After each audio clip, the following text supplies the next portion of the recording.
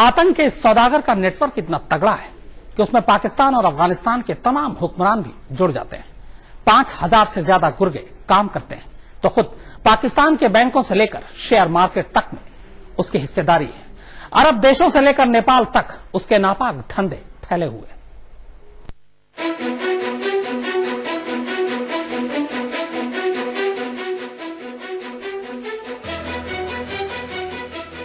दुनिया के तीसरे सबसे खतरनाक डॉन दाऊद इब्राहिम की इस मुस्कुराहट के पीछे छुपी है काली कमाई की ऐसी खौफनाक दुनिया, जहां सिर्फ 5000 रुपए में किसी का कत्ल हो रहा है तो 5 करोड़ रुपए में किसी को अपने घर से बेदखल किया जा रहा है।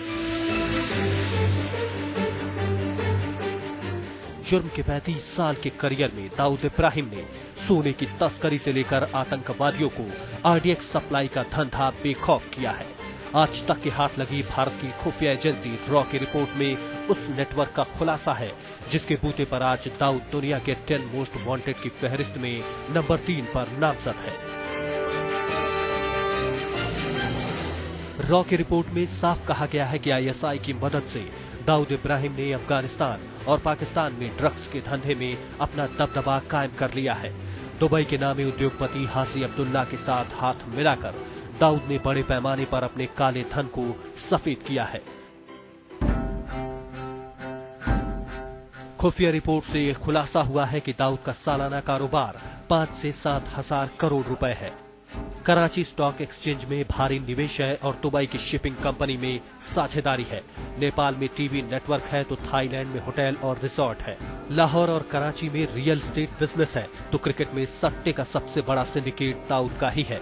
पाकिस्तान में निजी बैंक में हिस्सेदारी है तो ड्रग्स तस्करी का अंतर्राष्ट्रीय नेटवर्क उसके इशारे पर चलता है। इससे दाऊद के अंतर्राष्ट्रीय नेटवर्क का पता चलता है, लेकिन दाऊद का असर पाकिस्तान में सबसे ज्यादा है। पाकिस्तान में दाऊद की ट्रांसपोर्ट कंपनी में 500 से ज्यादा ट्रकों में चोरी छिपे ड्रग्स की तस्करी में अल-कायदा है डी का साझेदार। खुफिया रिपोर्टों के मुताबिक कराची बंदरगाह में दाऊद इब्राहिम का ट्रांसपोर्ट का बड़ा कारोबार है और पिछले 2 साल में दाऊद इब्राहिम ने अपने ट्रांसपोर्ट के बिजनेस में 500 से ज्यादा ट्रकों का बड़ा काफिला तैयार कर लिया है। यूं तो ये ट्रक कराची से काबुल तक रोजमर्रा के सामान ले जाते हैं, लेकिन इन्हीं ट्रकों के सहारे चोरी छिपे ड्रग्स की तस्करी की जाती है। अमेरिका की स्टेट डिपार्टमेंट की रिपोर्ट में इसी धंधे का हवाला देते हुए कहा गया है कि दाऊद की डी कंपनी पिछले कई सालों से अल-कायदा के साथ ड्रग्स के धंधे में साझेदारी कर रही है। सूत्रों का कहना है कि दाऊद इब्राहिम न सिर्फ आईएसआई के लिए मुखबिरी कर रहा है, बल्कि ऐसी भी खबर है कि अल-कायदा और तालिबान के फरार आतंकवादियों के बारे में भी उसे पुख्ता जानकारी है, जो वक्त बेवक्त सीआईए तक पहुंच रही है। शायद यही वजह है कि अमेरिकी खुफिया एजेंसियों ने कराची में रह रहे डॉन को नजरअंदाज कर रखा है। अरुण सिंह के साथ दीपक शर्मा, दिल्ली आज तक।